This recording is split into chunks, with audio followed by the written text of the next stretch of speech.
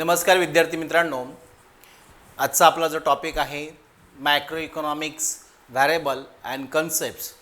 सर्वात महत्त्वाचं म्हणजे स्थूल अर्थशास्त्रीय चले आणि संकल्पना. आपल्याला तो टॉपिक सविस्तर समजून घ्यायचा आहे.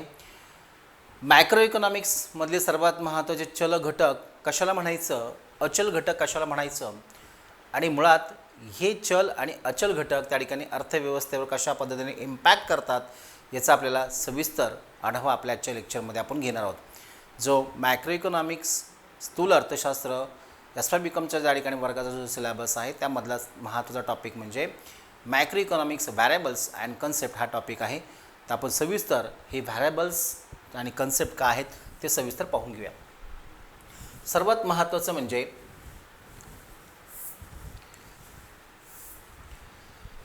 आर्थिक चले कशाला म्हणायचं, इकॉनॉमिक व्हॅरिएबल्स ते त्याची संकल्पना दिलेली आहे. इथे आर्थिक अचले म्हणजेच काय त्याचंही आपण संकल्पना पाहणार आहोत. हे पहिल्यांदा प्राथमिक आपण या ठिकाणी चल कशाला म्हणायचं आणि अचल कशाला म्हणायचं ते आपण पहिल्यांदा पाहूया. तिथं सर्वात महत्त्वाचं आहे ते म्हणजे ज्या घटकांमध्ये काळानुसार बदल होतात त्यांना चल असे म्हणतात. लक्षात घ्या, सर्वात महत्त्वाचं म्हणजे जे कालखंडानुसार ज्या घटकांमध्ये बदल होतो, जे घटक स्थिर नसतात हे मात्र आपल्याला लक्षात ठेवायचं आहे, त्याला आपण चल असे म्हणतात. थोडक्यात काय तर सर्वात महत्त्वाचं ज्या घटकांमध्ये बदल होतो अशा घटकांना चल असे म्हणतात. म्हणजे जे फिक्स नाही आहे, जे इकॉनॉमिक फॅक्टर्स आपण ज्याला म्हणतो, जे आर्थिक घटक आहेत त्याचे आर्थिक घटक हे दोन प्रकारचे असतात. एक म्हणजे व्हॅरिएबल आणि दुसरे असतात नॉन व्हॅरिएबल. तर व्हॅरिएबलमध्ये ज्या म्हणजेच काय ज्या घटकामध्ये कालखंडानुसार बदल होतो, जे काल आपली आकडेवारी होती ती 100 आणि कदाचित त्याच्यामध्ये आपल्याकडे 200 झाले असेल, त्यामध्ये ते काय आहे व्हॅरिएबल फॅक्टर आहे. आणि मग व्हॅरिएबल फॅक्टर म्हणजे ते कोणकोणते तर आपल्याला सिलेबसमध्ये देताना त्या ठिकाणी रोजगार, स्वयंरोजगार, बेरोजगारी आणि विकास किंवा वृद्धी असे त्या ठिकाणी घटक दिले होते. ते पण आपण त्या ठिकाणी त्यांच्यापर्यंत आपण जाणार आहोत. मुळात आपल्याला चल कशाला म्हणायचं तर चल म्हणजेच ज्या घटकांमध्ये काळानुरूप बदल होतो त्याला आपण म्हणायचं व्हॅरिएबल फॅक्टर्स. आणि ते व्हॅरिएबल फॅक्टर आपल्याला ते सिलेबसमध्ये दिलेले आहेत, त्या व्याख्यांकडे आपण जाणार आहोत. आणि अचल घटक म्हणजेच काय त्या ठिकाणी कॉन्स्टंट जे आहेत ते कॉन्स्टंट घटक म्हणजे त्या ठिकाणी जे घटक काळानुसार बदलत नाही, स्थिर राहतात, त्यांना काय म्हणायचं आहे अचल असे म्हणायचं आहे.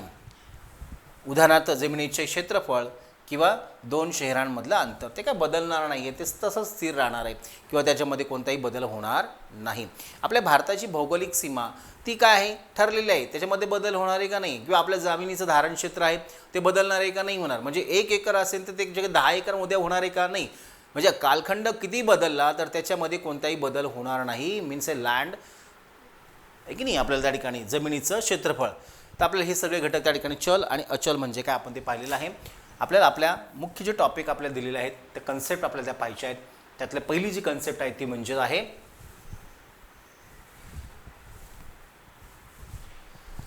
आर्थिक वृद्धी, इकॉनॉमिक ग्रोथ. इकॉनॉमिक ग्रोथ म्हणजे काय. आता हा इकॉनॉमिक ग्रोथ काय आहे व्हेरिएबल फॅक्टर आहे. आता सगळे पण व्हेरिएबल फॅक्टरच्या संदर्भातले आपण घटक आता पाहतोय.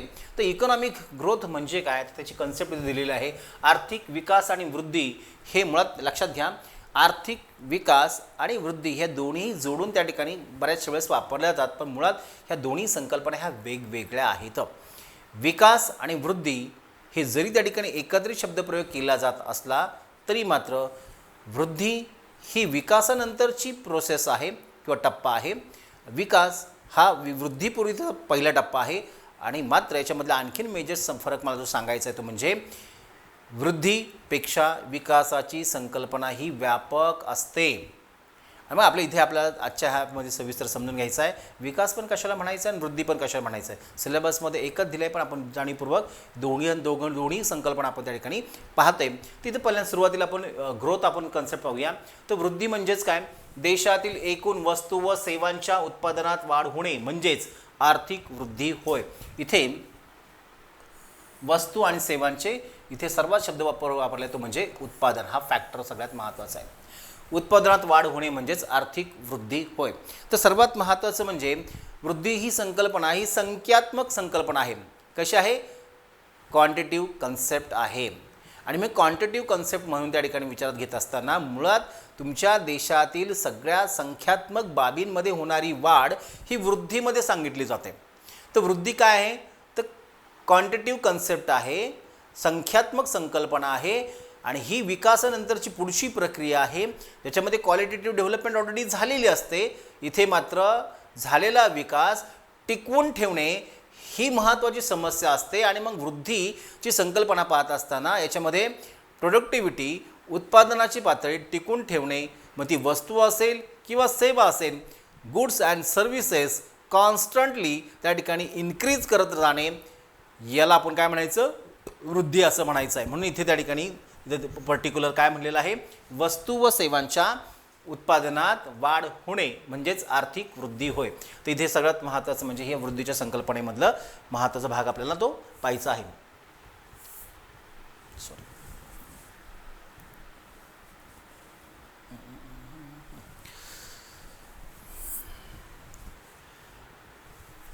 हा सर्वात महत्त्वाचा भाग आपल्याला पाहिलेला आहे तो म्हणजेच संख्यात्मक क्वांटिटेटिव्ह ही कन्सेप्ट आहे ज्याच्यामध्ये संख्यात्मक वाढ ही महत्त्वाची मानली जाते.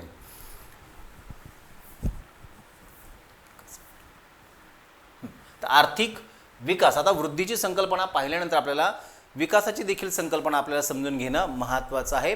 जे आता मी सुरुवातीला म्हणाल की विकास ही संकल्पना वृद्धीपेक्षा ही कशी आहे, ही व्यापक संकल्पना आहे. आणि ती व्यापक का मानली जाते, कारण याच्यामध्ये फक्त संख्यात्मक बाबींचा त्या ठिकाणी उल्लेख केला जात नाही, त्याच्यामध्ये गुणात्मक बाजू देखील विचारात घ्यावी लागते.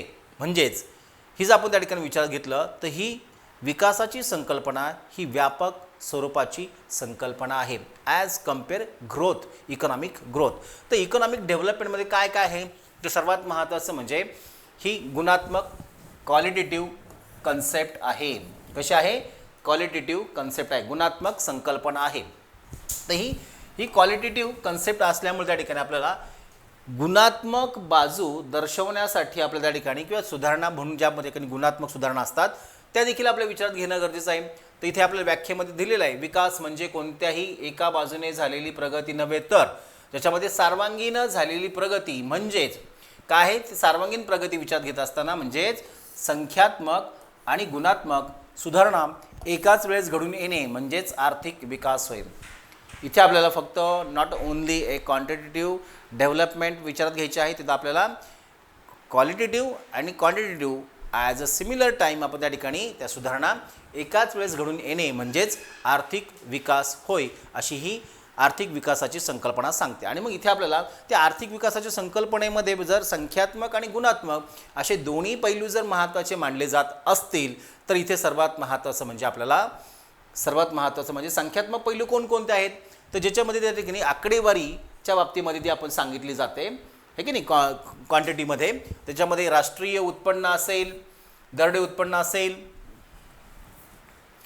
राष्ट्रीय उत्पन्न, दरडे उत्पन्न, बचत, गुंतवणूक, उपभोग किंवा रोजगार हे सर्व घटक आहेत क्वांटिटी इंडिकेट करणारे आहेत. आणि मग ह्या सगळ्या बाबींमध्ये संख्यात्मक वाढ झाली पाहिजे. राष्ट्रीय उत्पन्न वाढलं पाहिजे, दरडे उत्पन्न वाढलं पाहिजे, देशातील रोजगार वाढला पाहिजे, बचत वाढली पाहिजे, गुंतवणूक वाढली पाहिजे, उपभोग वाढला पाहिजे.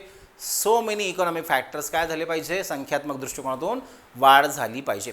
सेम टाईम आपल्याकडे काय झालं पाहिजे, देशातील गुणात्मक बाजू देखील वाढली पाहिजे. मग गुणात्मक बाजू मग कोणती आहे, तर गुणात्मक बाजूमध्ये लोकांच्या राहणीमानाचा दर्जा उंचावला पाहिजे. लिव्हिंग ऑफ स्टँडर्ड काय झाला पाहिजे, तो वाढला पाहिजे. मग लिव्हिंग ऑफ स्टँडर्डचे पॅरामीटर्स काय आहेत ते आपण वेगळे डिस्कस करणार आहोत. तर लोकांच्या राहणीमानाचा दर्जा उंचावला पाहिजे, हे सर्वात महत्त्वाचं, ज्याच्याबद्दल क्वालिटी इंडिकेट होते. देशाची संख्यात्मक वाढ किती झाली तरी मात्र आपण देशाचा सर्वांगीण विकास झाला असं आपण म्हणणार नाही, कारण आपल्याला सिमिलर टाईम आपल्या देशामध्ये राहणाऱ्या त्या लोकांचा राहणीमानाचा, लिव्हिंग ऑफ स्टँडर्डचा देखील त्या ठिकाणी दर्जा उंचावला पाहिजे. अगेन आपल्याला शहरीकरणामध्ये वाढ झाली पाहिजे, तुमच्या देशातल्या पायाभूत सुविधांमध्ये वाढ झाली पाहिजे. आणि सर्वात महत्त्वाचे एक आणखी एक घटक राहिला आहे तो म्हणजे क्षेत्रीय रचनात्मक आकृतिबंध बदलला पाहिजे. देशाचा क्षेत्रीय रचनात्मक आकृतिबंध बदलला पाहिजे. जर तुमची अर्थव्यवस्था ॲग्रिकल्चर बेस्ड असेल तर ती इंडस्ट्रीकडे गेली पाहिजे, इंडस्ट्रीकडून ती सर्व्हिस सेक्टरकडे मायग्रेट झाली पाहिजे. म्हणजे तुमच्या देशाची अर्थव्यवस्था विकासासाठी ती काय झाली पाहिजे, मायग्रेट झाली पाहिजे. म्हणजे स्टक नको, एकाच स्थितीमध्ये आपली अर्थव्यवस्था राहायला नको. म्हणून त्या ठिकाणी क्षेत्रीय रचनात्मक आकृतिबंध देखील तुमचा बदलणं आवश्यक आहे. लोकांचं राहणीमान बदललं पाहिजे, लोकांचं ग्रामीण भागाचं शहरीकरणामध्ये रूपांतरण झालं पाहिजे, देशात पायाभूत सुविधा वाढल्या पाहिजे आणि सेक्टरल चेंजेस झाला पाहिजे. असं त्या ठिकाणी जी क्वालिटेटिव्ह डेव्हलपमेंट आहे ती देखील आपल्याकडे सिमिलर टाईमला झाली पाहिजे.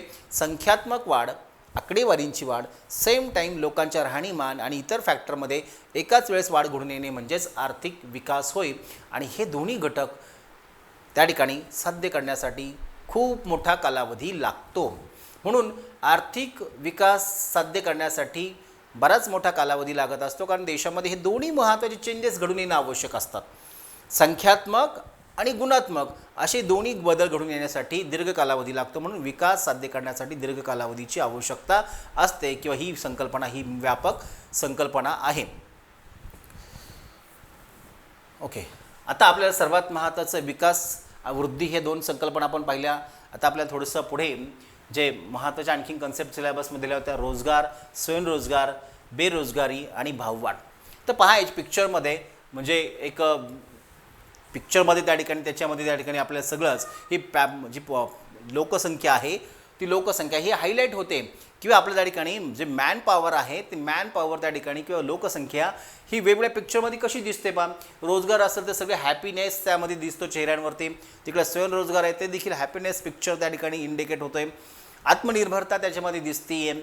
इथे बेरोजगारी म्हणजे त्या ठिकाणी निराशाजनक वातावरण आहे, ज्यांना नोकरी नाही आहे. आणि पुढे आपल्याला भाववाढ म्हणजेच अर्थव्यवस्था त्रस्त असणारी अर्थव्यवस्था आपण त्या ठिकाणी इंडिकेट होते. म्हणजे जिथे लोकसंख्या ही काय झालेली आहे त्या ठिकाणी वेगळ्या चिंतेमध्ये किंवा त्या ठिकाणी वेगळ्या दुःखामध्ये त्या ठिकाणी बुडालेली आपल्याला पाहायला मिळते भाववाढ. तर आपलं हे सगळं जे पिक्चर्स आहेत ते सगळ्यात महत्त्वाचं म्हणजे रोजगार, स्वयंरोजगार आणि बेरोजगारी म्हणजेच काय लक्षात घ्या. रोजगार म्हणजेच काय, तर रोजगाराची आपण सर्वसामान्य आपण जे व्याख्या जे पाहतो ना मुलांना लक्षात घ्या. सर्वात महत्त्वाचं म्हणजे रोजगार, सर्वात महत्त्वाचं म्हणजे रोजगाराची जी व्याख्या सांगितलेली आहे, मोबदला किंवा वेतन किंवा पगार मिळवण्यासाठी आपले श्रम किंवा कौशल्य, वेळ दुसऱ्या व्यक्तीला, संस्थेला आपण देतो. थोडक्यात आपण काय म्हणूया, विशिष्ट आपण त्या ठिकाणी उत्पन्नाची व्याख्येच्या संदर्भाने आपण याचा उल्लेख केलेला आहे. त्यामध्ये उत्पन्न म्हणजे त्या ठिकाणी मानवाने केलेल्या शारीरिक आणि मानसिक कष्टाबद्दल समयानुसार दिला जाणारा मोबदला म्हणजेच उत्पन्न. इथे आपण थोडीशी उत्पन्नाची व्याख्या मात्र रोजगारामध्ये कशी वेगळी सांगितली पहा. उत्पन्न मिळवण्यासाठी व्यक्तीला त्याच्या शारीरिक किंवा कौशल्याचा आणि वेळेनुसार जो त्याग करावा लागतो किंवा ते त्याकडनं तो केला जातो त्यालाच आपण म्हणायचं रोजगार. जो रोजगार त्या ठिकाणी महत्त्वाचं म्हणजे दोन भागात सांगितलेला आहे. रोजगार प्रामुख्याने दोन भागात सांगितलेले, एक म्हणजे कोणता, स्वयंरोजगार, सेल्फ एम्प्लॉयमेंट, आणि सेकंड आहे दुसरा आपला वेज एम्प्लॉयमेंट, वेतन रोजगार. रोजगारामध्ये देखील दोन महत्त्वाचे प्रकार आहेत. एक म्हणजे स्वयंरोजगार, पहिल्यांदा रोजगार पाहूया, नंतर आपण मग स्वयंरोजगाराकडे जाऊया. तर पहिल्यांदा इथं देताना थोडंसं आपलं खालीवर झाले आहे. इथे मात्र आपण पहिल्यांदा पाहिलं आहे रोजगार, वेतन रोजगार. जो वेतन रोजगार काय सांगतो, तर वेतन रोजगार म्हणजे जेव्हा एखादी व्यक्ती दुसऱ्या व्यक्तीच्या किंवा संस्थेच्या हाताखाली काम करते त्या बदल्यात त्याला पगार मिळतो, त्याला आपण म्हणायचं वेज रोजगार, ठीक आहे नाही, वेज एम्प्लॉयमेंट, ठीक आहे नाही. तर हे वेतन रोजगार त्याला आपण वेतन पगारदार नोकरदार वर्ग आपण त्याला म्हणतो, आहे की नाही.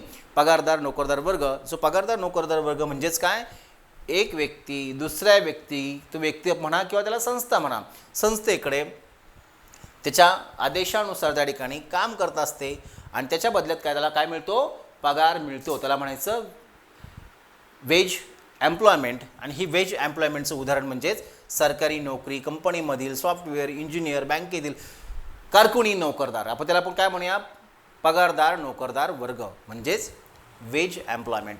हा झाला पहिला भाग, म्हणजे ठराविक वेळ देऊन ठराविक कालावधीसाठी आपण वेळ देऊन काम करून आपण त्याच्यामधनं पगार मिळवतो, तो व्हेज एम्प्लॉयमेंट. दुसरा जो रोजगार आहे तो म्हणजे कोणता आहे, सेल्फ एम्प्लॉयमेंट. जेव्हा एखादी व्यक्ती स्वतःचा व्यवसाय, उद्योग किंवा सेवा सुरू करते तेव्हा त्याला म्हणायचं स्वयंरोजगार असे म्हणतात. उदाहरणार्थ स्वतःचे दुकान चालवणे शेती करणे, डॉक्टर, वकील, किंवा फ्रीलॅन्सर्स, हे सगळे जे आहेत ते काय आहेत, स्वयंरोजगाराचे उदाहरण आहे. म्हणजे इतर कोणत्याही व्यक्ती किंवा संस्थेकडे त्या ठिकाणी कामाला न जाता स्वतःचे मालक होऊन स्वतःच त्या ठिकाणी त्या ठिकाणी उत्पादन किंवा सर्व्हिसेस त्या ठिकाणी ज्यावेळेस निर्माण केले जातात तेव्हा त्याला म्हणायचं स्वयंरोजगार. तर हा स्वयंरोजगार त्या ठिकाणी देशामध्ये आपल्याकडे झपाट्याने वाढणं आवश्यक आहे. आपण नोकरदार या कॅटेगरीमध्ये आपल्याला जास्त पाहण्याचा प्रयत्न करतो, पण इथे आपल्याला स्वयंरोजगाराच्या दिशेने आपली अर्थव्यवस्था ही वाढणं गरजेचं आहे. तर वैशिष्ट्य काय याच्यामध्ये, स्वतःची मालकी असते, यामध्ये कामाचे तास, वेतन निश्चित मात्र नसते. इथे मात्र तो कोण आहे, स्वतःचा तो मालक आहे. मात्र इथे त्याचा तो मालक असल्यामुळे त्या ठिकाणी त्याला मात्र इथे कामाचे तास आणि वेतन त्याचं निश्चित नाही आहे. इतर त्यांच्या ठिकाणी दुसऱ्या व्यक्तीकडे किंवा संस्थेकडे गेल्यानंतर त्याला मात्र काही विशिष्ट 8 तास किंवा 12 तास एवढं त्याला काम करावं लागणार आहे. इथे मात्र त्याच्या कामाची वेळ फिक्स आहे का, आता कामाची वेळ फिक्स नाही, कारण तो स्वयंरोजगार आहे आणि स्वतःचा रोजगार असल्यामुळे त्याला तेवढं स्वातंत्र्य आहे. त्याला कामाचं कोणत्याही त्या ठिकाणी पर्टिक्युलर टायमिंगचं जरी त्या ठिकाणी बाइंडिंग नसलं तरी मात्र त्याला कामाची वेळ पण त्याची फिक्स नाही आहे. 8 तास काम करेल, 10 तास काम करेल, 12 तास काम करेल किंवा तो दिवसातले 18 तास देखील त्याला ते काम करावं लागू शकतं. मोर दॅन जे चौकटीतलं जे आहे त्याच्यापेक्षा जास्त किंवा कमी, पण अशा दोन्ही बाजूने त्या ठिकाणी कामाची वेळ आणि वेतन त्याचं हे निश्चित नसतं. नफा आणि तोटा याचा सर्वस्वी तो स्वतः जबाबदार असतो, त्याचाच त्या ठिकाणी तो भाग असतो. हे सगळ्यात महत्त्वाचे ते कॅरेक्टरिस्टिक्स. सेल्फ एम्प्लॉयमेंट आणि व्हेज एम्प्लॉयमेंट. पुढे आपली जी संकल्पना होती बेरोजगारी, म्हणजे रोजगार, स्वयंरोजगार, आणि तिसरं होतं आपलं बेरोजगारी. ही थोडीशी वेगळी संकल्पना आहे, म्हणून थोडंसं वेगळं हायलाईट केलं मी ते. बेरोजगारी ही सर्वात महत्त्वाची अर्थव्यवस्थेमधली ही आपली अर्थव्यवस्थेतली उणी बाजू आहे, किंवा ते आपल्या अर्थव्यवस्थेला एका वेगळ्या उतरत्या अर्थव्यवस्थेकडे घेऊन जाणारी आहे. म्हणून आपल्याला बेकारी ही आपल्या अर्थव्यवस्थेचा एक महत्त्वाची समस्येचा पार्ट जरी म्हटलं तरी चालेल. तर बेकारी, बेरोजगारी म्हणजे काय, तर सर्वात महत्त्वाचं म्हणजे व्याख्यावर दिलेली बाब. बेरोजगारी म्हणजे अशी स्थिती ज्यामध्ये काम करण्याची इच्छा आणि पात्रता असताना देखील त्या व्यक्तीला काम उपलब्ध न होणे, त्यालाच आपण काय म्हणायचं, बेरोजगारी म्हणतो. म्हणजे 3 महत्त्वाचे शब्द इथं वापरलेले आहेत. सर्वात महत्त्वाचं म्हणजे इच्छा, पात्रता असूनही, आणि सर्वात महत्त्वाचं म्हणजे प्रचलित वेतन दरावर काम करण्याची इच्छा असताना देखील त्या व्यक्तीला काम न मिळणे म्हणजेच बेरोजगारी होय. म्हणजे एखादा व्यक्ती तो फिजिकली फिट आहे, तो मानसिकदृष्ट्या तो शिक्षित आहे, प्रशिक्षित आहे, आणि त्यांनी शासनाने ठरवून दिलेल्या वेतनावर जो काय वेतन दिला जातो त्या पदासाठी, त्या पदावर मिळणाऱ्या वेतनावर देखील त्याला काम करण्याची इच्छा आहे, अशा व्यक्तीला काम न मिळणे म्हणजेच बेरोजगारी. जसं की आपल्याकडे खूप सारं आपल्याकडे ग्रॅज्युएट सगळे स्टुडंट आपल्याकडे आहेत, त्यांच्याकडे शिक्षण आहे, फिजिकली फिट आहेत, त्यांनी बँकेमध्ये त्यांना जॉबला त्या ठिकाणी कामाला जायचं आहे, त्यांना माहीत आहे की त्या ठिकाणी बँक PO साठीचा हा त्या ठिकाणी वेतन आहे, बँक क्लर्कसाठीचा हा पगार आहे, किंवा बँक शिपाई या पदासाठीचा हा पेमेंट आहे, हेही त्यांना माहिती आहे. ते प्रचलित वेतन दर माहिती आहे आणि ते त्यांनी ॲप्लिकेशन केले. मात्र ॲप्लिकेशन करून देखील म्हणजे ज्या व्यक्तीची पात्रता आहे, दोन्ही पात्रता आहेत, म्हणजे फिजिकली, मेंटली, एज्युकेशनली पात्रता आहे आणि कामाचं जे वेतन आहे ते देखील त्यांना मान्य आहे, आणि ॲप्लिकेशन करून देखील त्यांना जर जॉब न मिळणे म्हणजेच काय, बेरोजगारी. बेकारी म्हणजे ज्यांची इच्छा आहे त्यांना काम न मिळणे, ज्यांच्याकडे सगळे पात्रता वगैरे असताना देखील त्याला आपण म्हणायचं बेरोजगारी, त्याला बेकारी असं म्हणतो आपण. होतो अनएम्प्लॉयबिलिटी. तर इथे आपल्याला बेकारीचे महत्त्वाचे जे प्रकार आहेत, सगळ्यात महत्त्वाचं म्हणजे भारतीय अर्थव्यवस्थेमध्ये प्रामुख्याने 2 प्रकार आहेत. एक म्हणजे ग्रामीण बेकारी आणि शहरी बेकारी. याच्यावरती आपण एक स्वतंत्र आपलं लेक्चर त्या ठिकाणी होणार आहे. तर बेकारीचे प्रकार, बेकारी म्हणजे काय आणि बेकारीचे प्रकार, याच्यावरती आपण सविस्तर लेक्चर घेणार आहोत. तर प्रामुख्याने ग्रामीण बेकारी, शहरी बेकारी ह्या अर्थव्यवस्थेतले 2 महत्त्वाच्या 2 टोकाच्या वेगळ्या बेकारी इंडिकेट केल्या जातात आणि मग तिथे त्या ठिकाणी दर्शवल्या जातात. यामध्ये पर्टिक्युलर ह्या दोन्ही जर बेकाऱ्यांचा जर प्रकार पाहिला, ग्रामीण आणि शहरी, त्यातले पर्टिक्युलर काही महत्त्वाच्या बेकारींची त्या ठिकाणी आपण इथे उल्लेख केलेला आहे. त्याबद्दल पहिलं जे आहे छुपी बेकारी, डिस्कस्ड अनएम्प्लॉयमेंट. दुसरी आहे हंगामी बेकारी, सीजनल अनएम्प्लॉयमेंट. सुशिक्षित बेकारी, एज्युकेशनल एम्प्लॉयमेंट. संरचनात्मक बेकारी, स्ट्रक्चरल अनएम्प्लॉयमेंट. आणि चक्रीय बेकारी, सायकल एम्प्लॉयमेंट, त्याला आपल्याला चक्रीय म्हणजे आपल्याकडे तेजी मंदीचं चक्र असतं. चक्र म्हणजेच असं वादळचं नाही, तर आपल्याकडे अर्थव्यवस्थेमध्ये एक व्यापार चक्र आहे, त्याला ट्रेड सायकल म्हटलं. तर त्या ट्रेड सायकलमधल्या 2 फेजेस असतात, एक म्हणजे तेजी आणि दुसरी असते मंदी. ह्या दोन्ही आपल्याकडे त्या ठिकाणी ज्या तेजी मंदीच्या बदलामुळे आपल्याकडे काही रोजगार त्या ठिकाणी तयार पण होतात आणि काही रोजगार नाहीसे पण होतात. तर त्यामध्ये चक्रीय बदल झाला किंवा आपल्या अर्थव्यवस्थेमध्ये त्या ठिकाणी चक्रीय बदल झाल्यामुळे त्या ठिकाणी आपल्याकडे तो अनएम्प्लॉयमेंटची त्या ठिकाणी सिच्युएशन आपल्याकडे क्रिएट होत असते. तर ही बेरोजगारीची संकल्पना देखील आपल्याकडे ही चल घटक म्हणून त्या ठिकाणी ओळखला जातो, कारण आपल्याकडे बेरोजगारीची देखील आकडेवारी आपल्याकडे स्थिर नसते.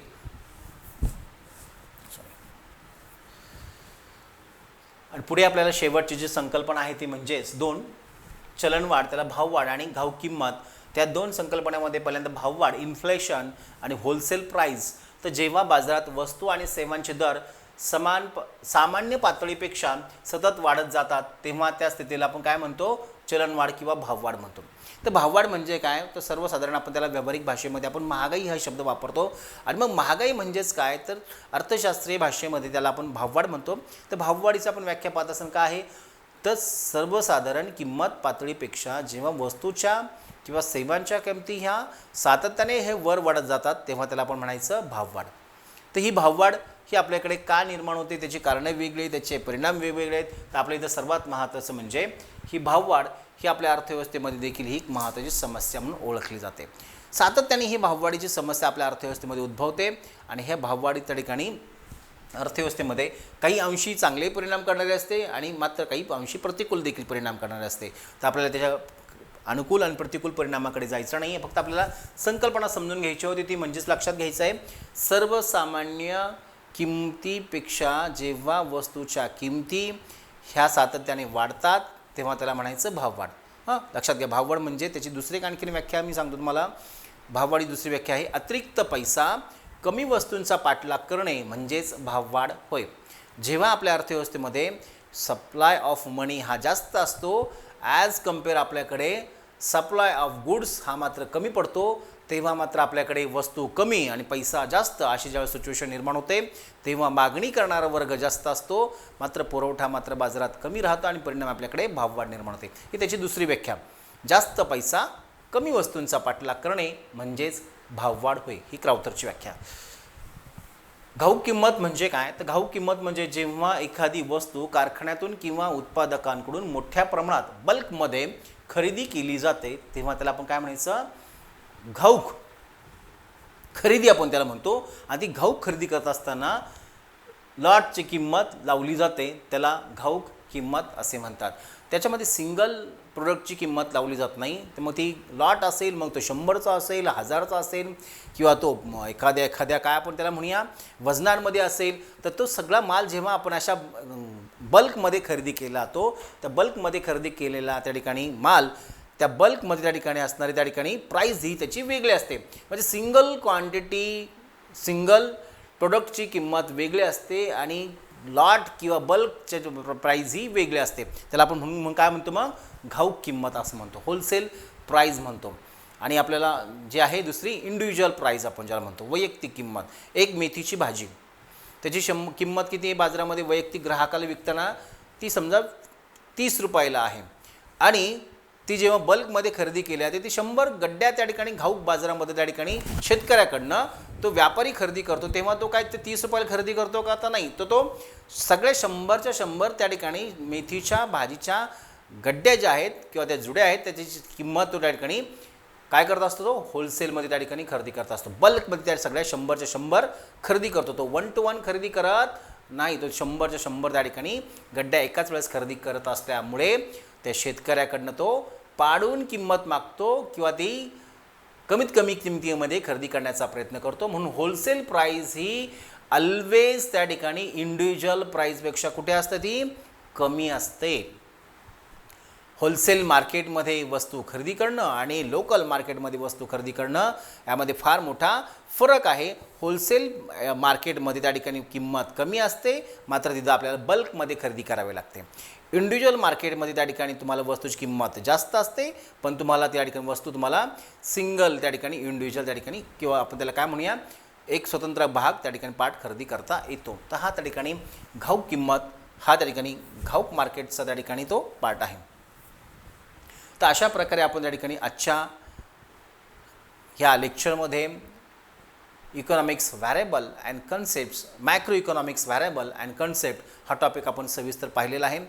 तर व्हॅरेबल कशाला म्हणायचं तिथून आपण सुरुवात केली होती. व्हॅरेबल म्हणजेच सर्वात महत्त्वाचं काळानुरूप ज्या घटकांमध्ये बदल होतो त्याला आपण व्हॅरेबल फॅक्टर्स म्हणतो. चल घटक असं म्हणायचं. अचल घटक म्हणजे ज्या घटकांमध्ये काळानुरूप कोणताही बदल होत नाही त्याला आपण कॉन्स्टंट फिक्स्ड फॅक्टर असं म्हणायचं. तर आपल्याला सर्वात महत्त्वाचं म्हणजे मॅक्रो इकॉनॉमिक्समध्ये ज्या काही व्हॅरेबल ज्या कन्सेप्ट आपल्याला दिल्या होत्या त्यामध्ये सर्वात महत्त्वाचं इकॉनॉमिक ग्रोथ अँड डेव्हलपमेंट, रोजगार, स्वयंरोजगार आणि बेरोजगारी, भाववाढ आणि घाऊक किंमत अशा वेगवेगळ्या संकल्पना आजच्या आपण लेक्चरमध्ये सविस्तर पाहिलेल्या आहेत. अद्यापही बरेचसे विद्यार्थी लेक्चर पाहत आहेत मात्र चॅनलला सबस्क्राईब केलं नाही आहे. त्या विद्यार्थ्यांनी मात्र चॅनलला आत्ताच सबस्क्राईब करून घ्या, कारण येणाऱ्या पुढच्या कालावधीमध्ये आपल्या सिलेबसचे सर्व टॉपिक आपण त्या ठिकाणी यूट्यूबवर त्या ठिकाणी रेकॉर्डेड करणार आहोत. त्यामुळे तुम्हाला जर ते लेक्चर्स तुम्हाला पाहिजे असेल तर आत्ताच फक्त चॅनल सबस्क्राईब करू नका, तर प्लस बेल बटन देखील प्रेस करा, जेणेकरून तुम्हाला पुढच्या लेक्चरचे नोटिफिकेशन देखील तुम्हाला इझिली त्या ठिकाणी तुम्हाला मिळतील. तेव्हा सर्व विद्यार्थ्यांना अभ्यासासाठी खूप साऱ्या शुभेच्छा. आजच्या लेक्चर आपण इथं थांबूया. पुन्हा भेटूया नवीन आपण आपल्या टॉपिक बरोबर. Thank you. Good day. Good bye.